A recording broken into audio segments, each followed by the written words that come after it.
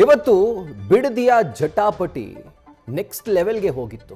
ಒಂದು ಕಡೆ ಸರ್ಕಾರ ತನ್ನ ಜಿದ್ದಿಗೆ ಬಿದ್ದಂತೆ ಯಾವುದೇ ಕಾರಣಕ್ಕೂ ಟೌನ್ಶಿಪ್ ಹಿಂಪಡೆಯೋದಿಲ್ಲ, ಈ ನಿರ್ಧಾರದಿಂದ ಹಿಂದೆ ಸರಿಯೋದಿಲ್ಲ ಅನ್ನುವಂಥ ಒಂದು ಖಡಕ್ ನಿಲುವನ್ನು ತಾಳಿದೆ. ಇನ್ನೊಂದು ಕಡೆ ಏನೇ ಆಗೋಗ್ಲಿ ನಾವಂತೂ ನಮ್ಮ ಭೂಮಿಯನ್ನು ಕೊಡೋದಿಲ್ಲ ಅನ್ನುವಂಥ ಪಟ್ಟನ್ನು ರೈತರು ಹಿಡಿದಿದ್ದಾರೆ. ಇವತ್ತು ಈ ಒಂದು ಜಟಾಪಟಿ ಮುಂದಿನ ಹಂತಕ್ಕೆ ತಲುಪಿ ಅಂದರೆ ನೆಕ್ಸ್ಟ್ ಲೆವೆಲ್ಗೆ ಹೋಗಿ ಅಧಿಕಾರಿಗಳ ಮೇಲೆ ಹಲ್ಲೆ ಆಗುವಂಥ ಮಟ್ಟಕ್ಕೆ ಬಂದು ನಿಂತ್ಕೊಂಡಿದೆ. ಸರ್ವೆಗೆ ಬಂದಿದ್ದ ಅಧಿಕಾರಿಗಳಿಗೆ ಶಾಕ್ ಎದುರಾಗಿತ್ತು. ಅಧಿಕಾರಿಗಳ ಮೇಲೆ ಹಲ್ಲೆ ಆಗಿದೆ. ಯಾವಾಗ ಪರಿಸ್ಥಿತಿಯಲ್ಲಿ ಉದ್ವಿಗ್ನಗೊಳ್ತೋ ಆಗ ಜೋರು ಮಟ್ಟದ ಚರ್ಚೆ. ಈಗ ಇದಕ್ಕೆ ಸಂಬಂಧಪಟ್ಟಂತೆ ಕೇಂದ್ರ ಸಚಿವ ಎಚ್.ಡಿ.ಕೆ ಕೂಡ ಪ್ರತಿಕ್ರಿಯಿಸಿದ್ದಾರೆ.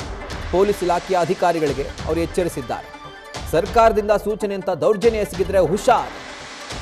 ಪೊಲೀಸರನ್ನ ಸರ್ಕಾರ ದುರುಪಯೋಗ ಪಡಿಸಿಕೊಳ್ಬಾರ್ದು. ರೈತರು ಯಾವುದೇ ಕೆಟ್ಟ ಘಟನೆಗೆ ಅವಕಾಶ ಕೊಡಬಾರದು. ಶಾಂತಿಯುತವಾದಂಥ ಹೋರಾಟವನ್ನು ರೈತರು ಮಾಡಬೇಕು. ಪೊಲೀಸರ ಎಚ್ಚರಿಕೆ ಕೊಡ್ತಿದ್ದೀನಿ, ಅದರ ಜೊತೆಗೆ ರೈತರಿಗೆ ಈ ಒಂದು ಮನವಿಯನ್ನು ಮಾಡ್ತಿದ್ದೀನಿ ಅಂತ ಕೇಂದ್ರ ಸಚಿವ ಎಚ್.ಡಿ.ಕೆ ಹೇಳಿದ್ದಾರೆ. ಇನ್ನೊಂದು ಕಡೆ ವಿಷದ ಬಾಟಲಿಯನ್ನು ಹಿಡ್ಕೊಂಡು ರೈತರು ಪ್ರತಿಭಟಿಸಿದ್ದಾರೆ. ಬಿಡದಿ ಟೌನ್ಶಿಪ್ ಯೋಜನೆಯನ್ನು ಕೈ ಬಿಡದೇ ಇದ್ರೆ ನಾವು ಸಾಯ್ತೀವಿ ಎನ್ನುವಂಥ ಎಚ್ಚರಿಕೆಯನ್ನು ಅವರು ಹಾಕಿದ್ದಾರೆ.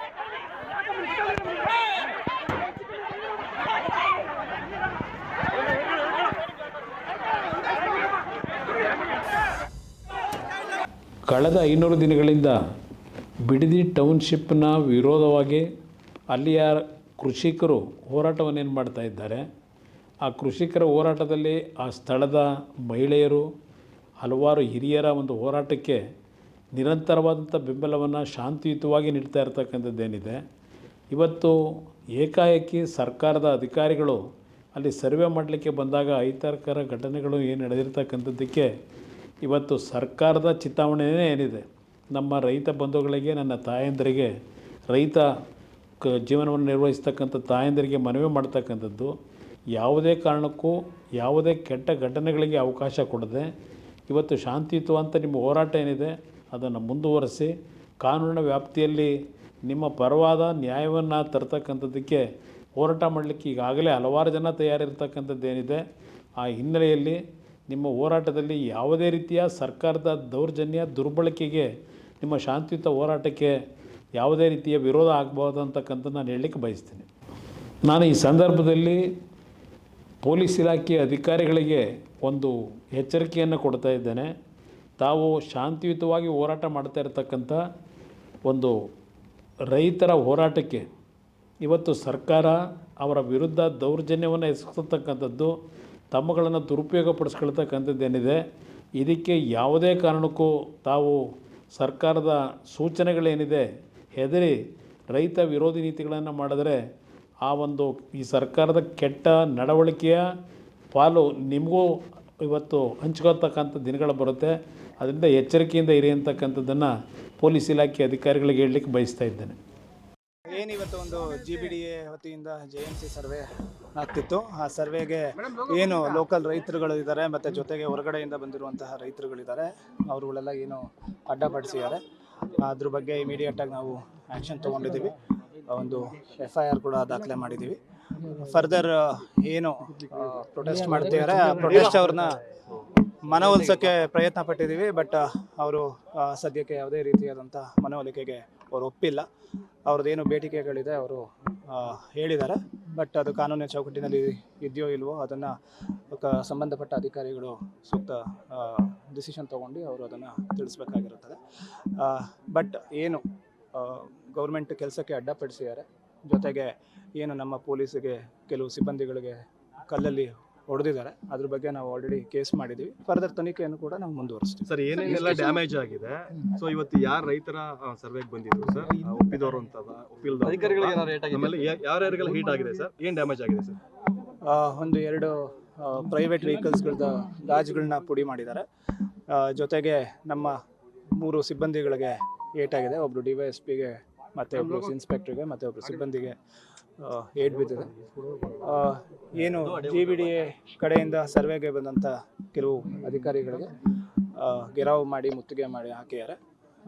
ಇದ್ರ ಬಗ್ಗೆ ಎಲ್ಲ ನಾವು ಆ್ಯಕ್ಷನ್ ತಗೊಳ್ತಾ ಇದ್ದೀವಿ. ಸರ್ ಯಾವ ಸೆಕ್ಷನ್ ಅಡಿ ಕೇಸ್ ಬುಕ್ ಆಗಿದೆ ಸರ್? ಅದು ರೆವೆನ್ಯೂ ಇಲಾಖೆಯಿಂದ ಅದೇನು ಕಂಪ್ಲೇಂಟ್ ಕೊಡ್ತಿದ್ದಾರೆ ಅದ್ರ ಬಗ್ಗೆ ನಾವು ಎಷ್ಟು ಜನದ ಮೇಲೆ ಮಾಡ್ತಾ ಇದ್ದೀರಿ ಸರ್? ಸದ್ಯಕ್ಕೆ ಅವ್ರ ಕಂಪ್ಲೇಂಟ್ ಬಗ್ಗೆ ಏನು ಅವರು ಎಲ್ಲ ಸುಮಾರು ಜನ ರೈತರು ಅಂತ ಕೊಟ್ಟಿದ್ದಾರೆ. ಸುಮಾರು ಮೀನ್ಸ್ ಎಷ್ಟು ಜನ ಸರ್? 50 100 ಎಷ್ಟು ಜನ ಸರ್? ಸ್ಪಷ್ಟವಾಗಿ ಅವರು ಯಾವುದೇ ನಂಬರ್ನ ತಿಳಿಸಿಲ್ಲ, ಹಲವಾರು ಜನ ಅಂತ ಹೇಳಿದ್ದಾರೆ. ಅವ್ರ ಬಗ್ಗೆ ನಾವು ಕ್ರಮ ಸರ್ ಇವತ್ತು ಎಲ್ಲಿಗೆ ಸರ್ವೆ ಮಾಡಕ್ ಬಂದಿದ್ದು ಸರ್? ಏನು ಸರ್? ಮಂಡಳಿ ದೊಡ್ಡಿಲ್ಲಿ ಏನಿದೆ ಅಲ್ಲಿ ಸರ್ವೆ ಮಾಡಕ್ ಬಂದಿದ್ದಾರೆ. ಅಲ್ಲಿ ಏನು ರೈತರುಗಳು ಒಪ್ಪಿಗೆ ಕೊಟ್ಟಿದ್ದಾರೆ, ಆ ಒಪ್ಪಿಗೆ ಕೊಟ್ಟಂತ ರೈತರುಗಳ ಜಮೀನನ್ನ ಮಾತ್ರ ಸರ್ವೆ ಮಾಡಕ್ಕೆ ಇವತ್ತು ಎಷ್ಟು ಬಂದಿದ್ದಾರೆ. ಜನ ರೈತರು ಒಪ್ಪಿಗೆ ಕೊಟ್ಟಿದ್ರು ಸರ್? ಹೇಗೆ ಸರ್? ಅದು JMC ಅಧಿಕಾರಿಗಳು ಅವರ ಸರ್ ಈಗ ಸೊ SP ಮಾತನಾಡೋದನ್ನು ಕೇಳಿಸ್ಕೊಂಡ್ರೆ ಈಗ ನಮ್ಮ ಪ್ರತಿನಿಧಿ ಚಂದ್ರಶೇಖರ್ ಈಗ ಬಿಡದಿಯಿಂದನೇ ಲೈವ್ನಲ್ಲಿ ಜಾಯಿನ್ ಆಗ್ತಿದ್ದಾರೆ. ಚಂದ್ರಶೇಖರ್, ಈಗ ಪರಿಸ್ಥಿತಿ ಯಾವ ಥರ ಇದೆ? ಈಗಲಾದರೂ ಪ್ರತಿಭಟನೆ ತಗ್ಗಿದ್ಯಾ?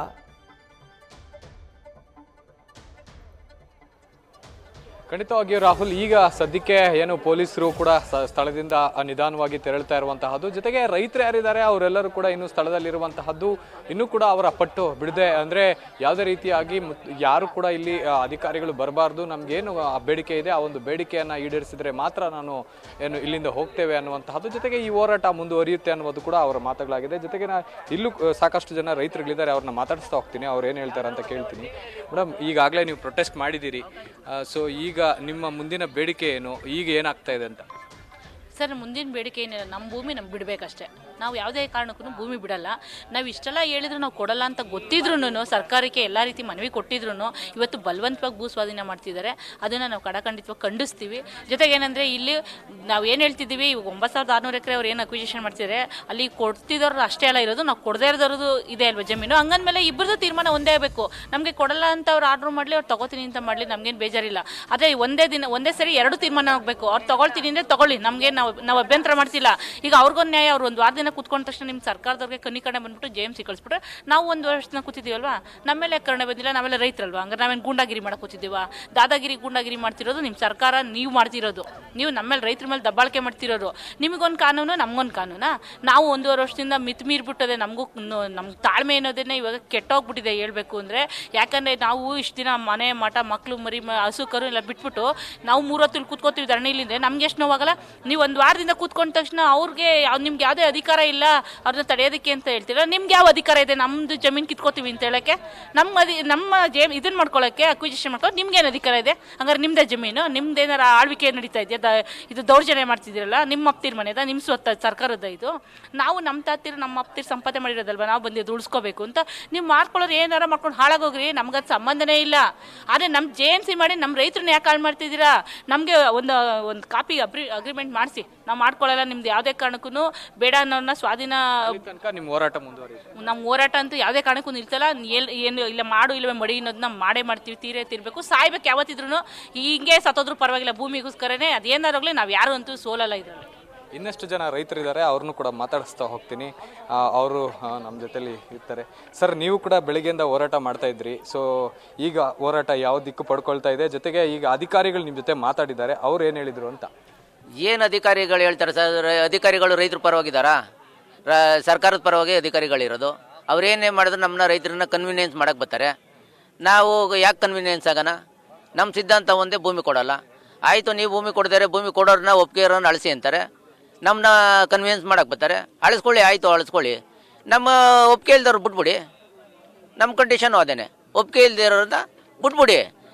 ಜಿಲ್ಲಾಧಿಕಾರಿ ಆಗಲಿ ಮತ್ತು ಭೂಸ್ವಾಧೀನಾಧಿಕಾರಿ, ವಿಶೇಷ ಭೂಸ್ವಾಧೀನಾಧಿಕಾರಿ ಆಗಿರಲ್ಲ, ಅವ್ರ ಕೈಲಿ ಒಂದು ಹಿಂಬರ ಕೊಡಿಸ್ಬಿಡಿ. ಯಾವುದೇ ಕಾರಣಕ್ಕೂ ಒಪ್ಪಿಗೆ ಇಲ್ಲದೆ ಇರೋರನ್ನ ನಾವು ಭೂಮಿ ಅಳಿಯಕ್ಕೆ ಬರಲ್ಲ, ನಾವು ಭೂಸ್ವಾಧೀನ ಕೈ ಬಿಡ್ತೀವಿ ಅಂತ. ಅಷ್ಟೇ ಸಿದ್ಧಾಂತ ನಮ್ಮದು. ಬೆಳಗ್ಗೆ ಏನಾಯಿತು ಸರ್? ಬೆಳಗ್ಗೆ ಅಧಿಕಾರಿಗಳು ಬಂದು ಭೂ ಸ್ವಾಧೀನ ಕೊಡೋಕ್ಕೆ, ಅಂದರೆ ಅವರು ಯಾರು ಭೂಮಿ ಕೊಡೋಕೆ ಒಪ್ಕೊಂಡಿದ್ದಾರೆ ಆ ರೈತರದ್ದು ಮಾತ್ರ ಸರ್ವೆ ಮಾಡ್ತಾ ಇದ್ರ ಅಥವಾ ನಿಮ್ಮದು ಸೇರಿಸಿ ಮಾಡ್ತಾ ಇದ್ರಾ ಅಂತ? ಇಲ್ಲ, ಅವ್ರದ್ದು ಮಾಡೋಕ್ಕೆ ಅಂತಲೇ ಬಂದಿದ್ದು. ಯಾರು ಒಪ್ಪಿಗೆ ಇದೆ ಅವ್ರದ್ದು ಮಾಡೋಕ್ಕೆ ಅಂತ ಬಂದರು. ಆದರೆ ಇದು ಮಂಡಲಹಳ್ಳಿ ಗ್ರಾಮ ಒಂದು 53 ಎಕರೆ ಸಣ್ಣ ಗ್ರಾಮ ಇರೋ ದೇಶದಿಂದ ಎಲ್ಲ ಹೊಂದ್ಕೊಂಡಂಗೆ ಭೂಮಿ ಇರ್ತಕ್ಕಂಥದ್ದು. ಒಪ್ಕೊಂಡಿರೋದು, ಒಪ್ಕೊಳ್ದೇ ಇರೋದು. ಹಾಗಾಗಿ ಇವಾಗ ಅವ್ರಿಗೆ ತೊಂದರೆ ಇದ್ರೆ ನಮಗೂ ತೊಂದರೆ ಆಯ್ತದೆ. ಅಲ್ಲ, ಅವ್ರಿಗೆ ಅನುಕೂಲ ಆಗ್ಬೋದೇನೋ, ನಮ್ಗೆ ತೊಂದರೆ ಆಯ್ತದೆ, ಅನನುಕೂಲ ಆಗ್ತದೆ. ನಾವು ಕೇಳಿದಿಷ್ಟೇ, ನೀವು ಒಪ್ಪಿಗೆ ಇರೋರು ಮಾತ್ರ ನೋಟಿಸ್ ಕೊಡಿ, ಒಪ್ಪಿಗೆ ಇಲ್ದಿರೋರ್ಗೆ ಯಾಕೆ ನೋಟಿಸ್ ಕೊಟ್ಟಿದ್ದೀರಿ ಅಂತಕ್ಕಂಥದ್ದು ಹೇಳಿ ನಾವು ಪೊಲೀಸು ಮತ್ತು ಜಿಲ್ಲಾದ GBDಯಿಂದ ಅಧಿಕಾರಿಗಳು ಬಂದಿದ್ದರು, ಪ್ರದೀಪ್ ಅಂದ್ಬಿಟ್ಟು. ಅವ್ರ ಜೊತೆ ನಾವು ಡಿಸ್ಕಷನ್ ಮಾಡ್ತಿದ್ದೋ.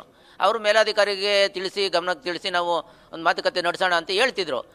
ಅವರು ಇನ್ನೊಂದು ಕಡೆ ಇವರು ಪೊಲೀಸ್ನವ್ರು ರಿಸರ್ವ್ ತಗೊಂಡು ಸುಮಾರು 250-300 ಜನ ಪೊಲೀಸ್ ತಗೊಂಡು ಕನಗಾವ್ನಲ್ಲಿ ಸರ್ವೇರ್ನ ಕರೆಸಿ ಸರ್ವೆ ಮಾಡೋಕೆ ಹೊರಟರು. ಆವಾಗ ನಮ್ಮ ರೈತರುಗಳು ನೋಡಿಕೊಂಡು ಅವಾಗ ಏಕಾಗಿ ಗಲಾಟೆ ಆಯಿತು. ಏನಕ್ಕೆ ಅಂದರೆ ಉದ್ರೇಗ ಆದರು ಅಂದ್ರೆ ನಮ್ಮ ರೈತರು ಮಹಿಳೆಯರು ನಾವು ಇಲ್ಲಿ ಮಾತುಕತೆ ನಡೆಸ್ತಾ ಇದ್ದೀವಿ ಅಧಿಕಾರಿಗಳ ಹತ್ರ, ನೀವು ಕಳೆದಾರಿ ಹಿಡ್ಕೊಂಡು ಹೋಗಿ ಸರ್ವೆ ಮಾಡ್ಸೋಕೆ ಹೊರಟಿದ್ದೀರಲ್ಲ, ಎಷ್ಟು ಮಟ್ಟಿಗೆ ಸರಿ ಅಂತಕ್ಕಂಥದ್ದು ಅಂತ ಹೇಳಿ ನಮ್ಮ ರೈತ ಮುಖಂಡರುಗಳೆಲ್ಲ ರೈತ ಮಹಿಳೆಯರೆಲ್ಲ ಆಕ್ರೋಶಗೊಂಡ್ರು. ಆಗ ಸಣ್ಣ ಪುಟ್ಟ ಒಂಚೂರು ಗಲಾಟೆಗಳಾಯಿತು, ವ್ಯತ್ಯಾಸ ಆಗಿದೆ.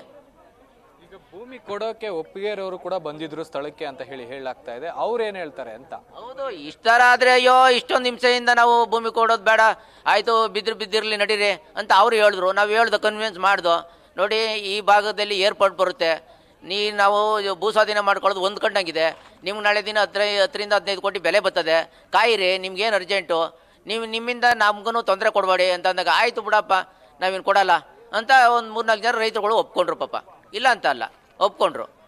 ಅದು ಆದಮೇಲೆ ತಿರ್ಗಾ ಅಧಿಕಾರಿಗಳು ಏನೇನು ಮಾತಾಡ್ಕೊಂಡ್ರು, ಇಲ್ಲ ಅವರು ಹಠ ಹಿಡಿದ್ಬಿಟ್ಟಿದ್ದಾರೆ. ಇದರಲ್ಲಿ ಇದು ಒಂದು ಚಿನ್ನದ ಮೊಟ್ಟೆ ಇಡ್ತಕ್ಕಂಥ ಜಾಗ ಇದು.